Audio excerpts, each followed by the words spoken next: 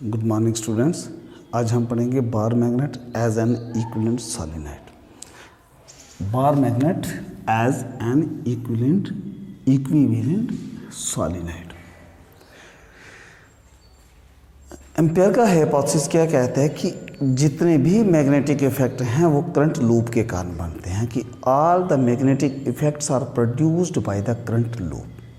Electron जो एक atom में घूमते हैं वो न्यूक्लियस के आसपास रिवॉल्व करती हैं, और जब उसके आसपास रिवॉल्व करते हैं तो वो एक इलेक्ट्रिक करंट को सेटअप करते हैं, और ये इलेक्ट्रिक करंट जो होती हैं वो इक्विवेलेंट होती हैं किसके?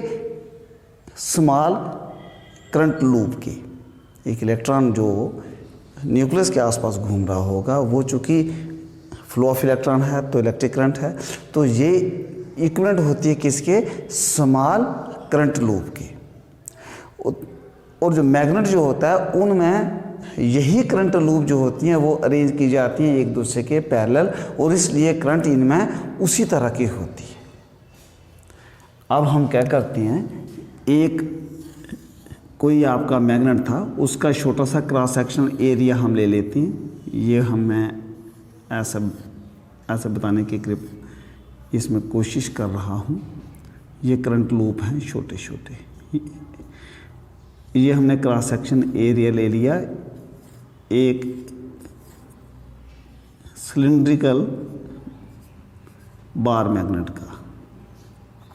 इसमें हम ये ऐसे ऐसे छोटे छोटे करके हम बता पाएंगे करंट्स को। अब क्या होगा, इनसाइड द मैग्नेट अंदर इसके क्या होगा कि एडजेसेंट लूप्स जो हैं, जैसे इसका एडजेसेंट ये है, इसका ये है, इसका ये है, एडजेसेंट लूप के कारण जो करंट होगी वो हो जाएगी ज़ीरो। इसलिए ज़ीरो हो जाएगी कि अगर एक आपका ये लूप है और इधर में ऐसे करंट फ्लो कर रही है तो यहाँ से देखूंगा तो ये एंटी क्लॉकवाइज डायरेक्शन में जा रही है, तो इस तरफ इसका नॉर्थ पोल बन जाएगा। इसकी दूसरी तरफ बनेगा साउथ पोल। इसके साथ वाला जो करंट लूप है उसमें भी ऐसे है, तो उसका ये बनेगा नॉर्थ और ये बन जाएगा साउथ, और ये दोनों एक दूसरे के जो पोल होंगे ये एक दूसरे के इफेक्ट को वो कर देंगे ज़ीरो, इसलिए नेट करंट हो जाएगी ज़ीरो। लेकिन जो सरफेस होगा इधर वाला और इधर वाला, इस पे एक नेट सरफेस करंट रहेगी, और इस नेट सरफेस करंट के कारण हमारा बार मैग्नेट जो होगा वो होगा इक्विवेलेंट टू किसके? एक क्लोजली बाउंड सॉलिनॉइड के। तो इसलिए हम कहते हैं कि एक बार मैग्नेट जो होता है उसमें मैग्नेटिक फील्ड ऐसा ही होता है जैसा एक सॉलिनॉइड के कारण होता है। इसलिए हम कह सकते हैं कि bar magnet is an equivalent solenoid. एक ही जैसा मैग्नेटिक फील्ड दोनों का होगा। हाँ, एक बात हो सकती है कि at the end of the magnet the current loops behaves indifferently, and so the magnetic loops are located slightly inside from the end point from the surface। कि अगर हमारा ये इतना बड़ा हमारा मैग्नेट है तो इसका जो हमारा मैग्नेटिक जो हमारा पोल होंगे वो यहाँ से स्लाइटली अंदर की तरफ होंगे, यहाँ नॉर्थ और यहाँ साउथ हो जाएगा। इसका ये कारण है। इससे हम कह सकते हैं कि एक बार मैग्नेट जो है that produces a magnetic field similar to that of a solenoid. इसके बाद एक छोटा सा कंसेप्ट आपके सिलेबस में है, मैग्नेटिक फील्ड लाइंस क्या होती हैं। मैग्नेटिक फील्ड लाइंस को स्टडी करने के लिए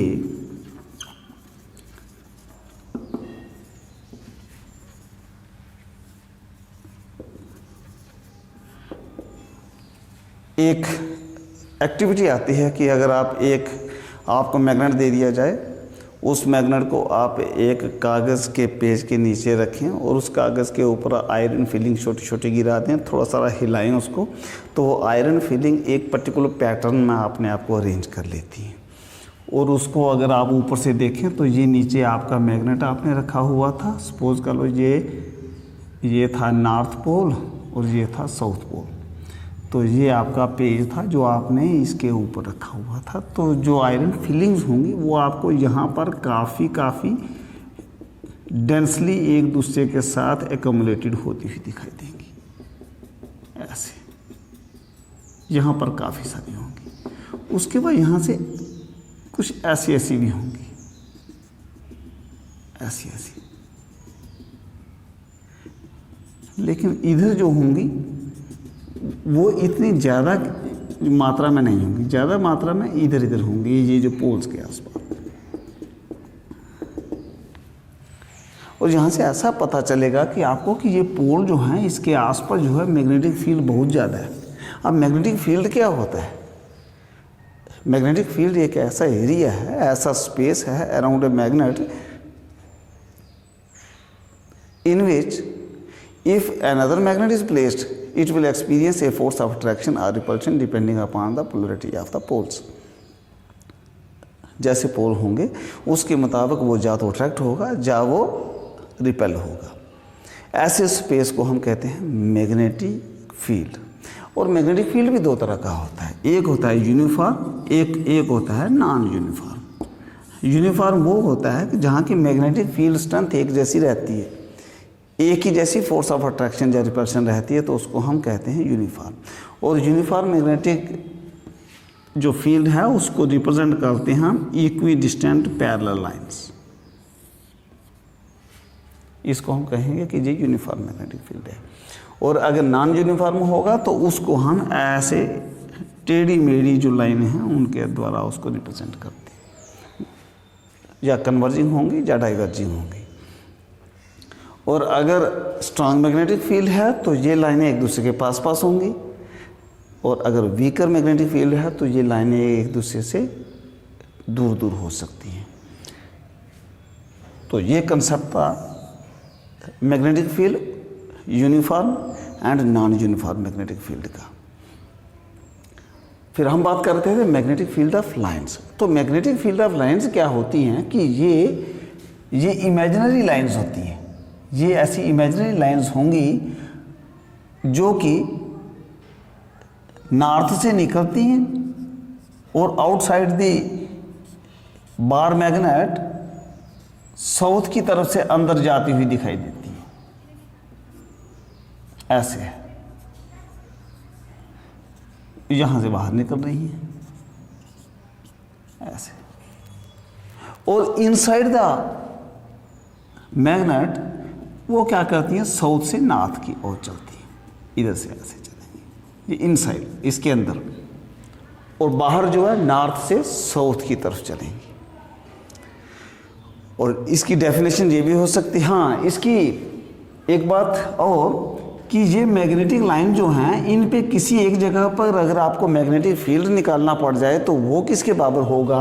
अगर सपोज कर लो मुझे यहाँ मैग्नेटिक फील्ड निकालना है तो वो किसके बराबर होगा, यहाँ हम टेंजेंट ड्रा कर लेंगे। ये this will be the direction of the magnetic field at this point. ऐसे ही किसी भी जगह हम मैग्नेटिक फील्ड की डायरेक्शन निकाल लेते हैं। मैग्नेटिक लाइंस अगर हमारे पास है, इसको मैग्नेटिक फील्ड लाइंस भी कहते हैं, मैग्नेटिक लाइंस ऑफ फोर्स भी कहते हैं। और अगर इस टेंजेंट के संदर्भ में अगर हम इसकी डेफिनेशन बताना चाहें तो हम ये ऐसा कह सकते हैं कि मैग्नेटिक फील्ड लाइंस वो होती है कि एक ऐसी कर्व है जिसके ऊपर अगर हम टेंजेंट बनाएं तो वो हमको मैग्नेटिक फील्ड की डायरेक्शन देता है। ऐसी कर्व को हम मैग्नेटिक फील्ड लाइंस कहते हैं, और जब मैग्नेटिक लाइंस ऑफ फोर्स भी कहते हैं। एक और तरीके से इसको हम डिफाइन कर पाएंगे कि मैग्नेटिक फील्ड लाइंस ऐसी लाइंस होती हैं कि एक ऐसा रास्ता होता है, एक ऐसा पाथ है जिस पे एक यूनिट नॉर्थ पोल जाएगा अगर उसको फ्री छोड़ दिया जाए। तो अगर हम यहाँ एक यूनिट नॉर्थ पोल को छोड़ देते हैं, एक ऐसे नॉर्थ पोल को छोड़ देते हैं, एक ऐसे मैग्नेट को छोड़ देते हैं जिसके नॉर्थ पोल की स्ट्रेंथ जो है वो 1 है, तो वो जिस रास्ते पर जाएगा उस रास्ते को हम मैग्नेटिक लाइंस ऑफ फोर्स कह सकते हैं या मैग्नेटिक फील्ड लाइंस भी कह सकते हैं। अब एक दिमाग में आपके क्वेश्चन आएगा कि सर ये तो आपने बता दिया, हमें ये कैसे पता चलेगा कि ये इधर से इधर को जा रही हैं, और अगर हमारे पास आयरन फीलिंग्स नहीं हैं लैब में तो हम कैसे पता कर पाएंगे प्रैक्टिकली कि मैग्नेटिक जो फील्ड लाइंस हैं उनका रास्ता, उनका पाथ कौन सा होता है। क्योंकि आपने कहा कि ये इमेजिनरी लाइंस होती हैं, रियल हमें देखने में लाइन हमें दिखेगी नहीं सीधी। तो उसके लिए एक प्रैक्टिकल होता है कि अगर आप ऐसे एक रखें बार मैग्नेट को ये आपका नॉर्थ पोल था, ये आपका साउथ पोल था। और मैग्नेटिक कंपास आपकी लैब में होती है। यहाँ आप मैग्नेटिक कंपास रखेंगे तो उसकी जो होगी नीडल होगी वो आपको ऐसे करेगी, ये ऐसे नॉर्थ इधर होगा, साउथ इधर होगा, ऐसे करेगी।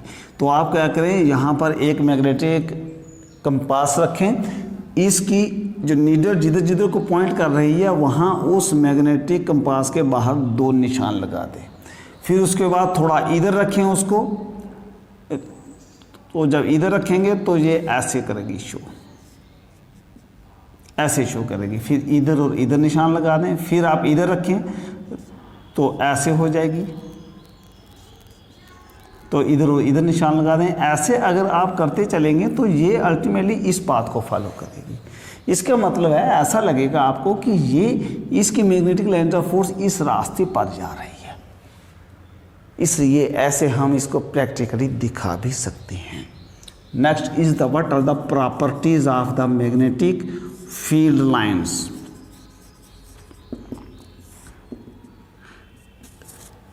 नंबर 1 प्रॉपर्टी इसकी है कि magnetic field lines they run from the north pole,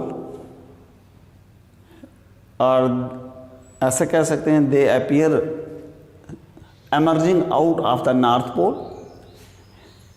and entering into the magnet from the south pole, outside the magnet and inside the magnet they run from south pole to north pole।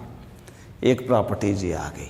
उसके बाद दूसरी property ये आ गई कि जैसे यहाँ हमने बनाया कि ये जो पोल्स के आसपास क्राउडेड रहती हैं, काफ़ी सारी घनी मात्रा में रहती हैं, इसका मतलब यहाँ मैग्नेटिक फील्ड ज़्यादा है।